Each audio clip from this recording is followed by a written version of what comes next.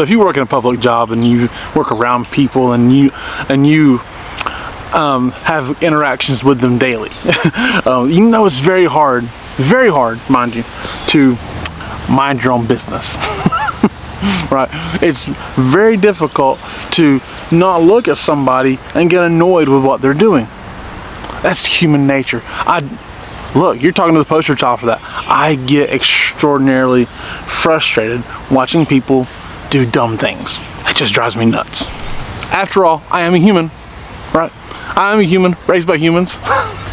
But how do we handle that as a Christian? How do we handle watching people be absolute morons in our minds and not say something, not get annoyed, not be frustrated, not let that affect who we are as people? One of my favorite scriptures, honestly, is 1 Thessalonians 4,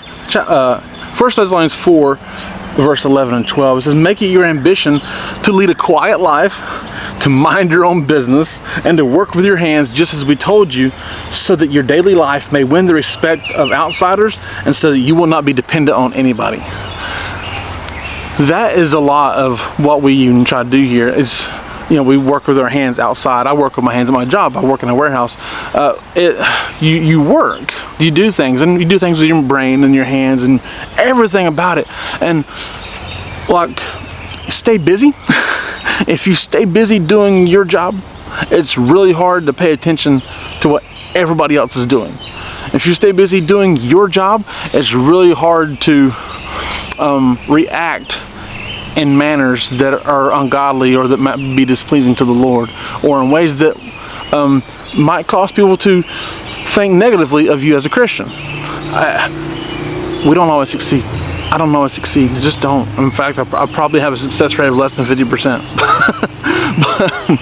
But it's extraordinarily difficult to do.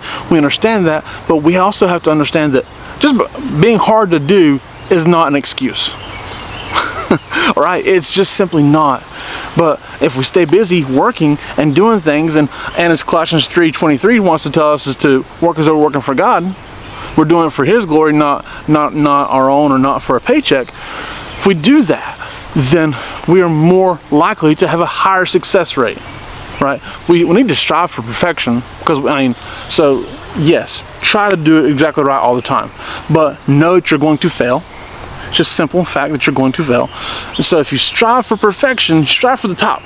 Then maybe when you fall short at pretty stinking good. At a higher success rate. So we shoot for the top, shoot for the moon, knowing you're going to fall short. It's going to happen. But when you fall short at that, it's going to be a lot better. And then, you know what, maybe our lives will then, glorify God a little more often. Maybe we're more focused on things that are constructive than things that are destructive. Maybe at that point, then our lives can win the respect of people around us. If somebody's going to listen to you talk about Jesus, they got to respect you first, right? If they don't respect you, it ain't going to do a whole lot of good, because they're going to think, well, you're a hypocrite. You're saying something you don't believe, that your actions don't prove what you say you believe, or whatever. Just there's all kinds of things that they're going to justify in their mind, and we can't control that all the time, but we can control ourselves. And if we can control ourselves, and ourselves are doing things that honor God in every aspect, then maybe, just maybe, we can honor God and bring people to Jesus, because that's really what our life should be about, is honoring God and bringing people to Jesus. And we have to think about that in every aspect, in every way possible, and in every little nook and cranny of our life. It needs to glorify God, because we're under a microscope. If you don't think you are, you're lying to yourself. Right? You're going to be under a microscope. People can be analyzing what you do and what you say and how you act, and they're going to do everything they can to find one issue with you. One problem. Just one thing that says, this guy is this person's this woman's this. No matter how untrue it could be. No matter maybe how true the one thing is. Because then you're going to be judged more harshly than the people in the world are, because you say you believe something different than them. And so your life needs to prove that. And if you're not perfect, boy, they're going to find it. And I promise you, I'm not perfect, and there's plenty of flaws out there for people to find. So I need to do a better job of making sure there's not as many flaws, correct? But that's, again, I'm human, you're human. Don't give yourself excuses, but give yourself an opportunity to do better, right? Just work with your hands. This is what we talk about. This is all we want to talk about. You know, you work with your hands here. You do things that are productive here, right? Like in your property, on your home, on your homestead, whatever, in your backyard gardening endeavors or whatever it may be.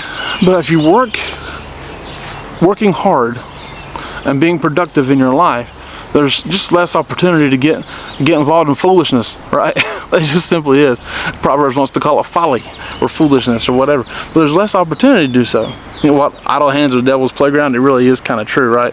If you're idle hands and idle mind, then you can scroll on the internet, finding all manner of ungodliness on there, whether it be just foolish talk or terrible things to see, right? There's all kinds of these things that can get you caught up in just outright sin, right? And things that are not going to be glorifying to God.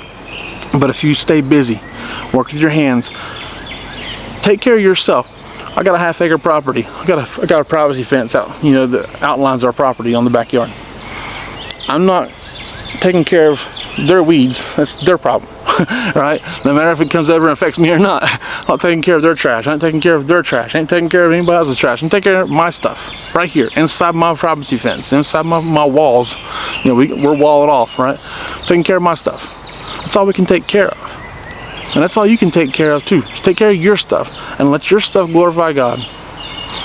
And then hopefully when you get the opportunity to talk to someone about Jesus, maybe they're, hey, you know what? This person lives a pretty good life. They seem like they're following what they say and practicing what they preach. I can respect that. You know, maybe I can listen to what they had to say. That's all we can hope for. That's it. You know, living like God wants us to live in our own lives, and hopefully we can spread that to somebody else. And if we're doing so, if we're doing things right, we probably will. Right? So thank you guys so much for watching. I do appreciate it. My name is Jason. This is Art of Creation Homestead. We love y'all. God bless you. Goodbye.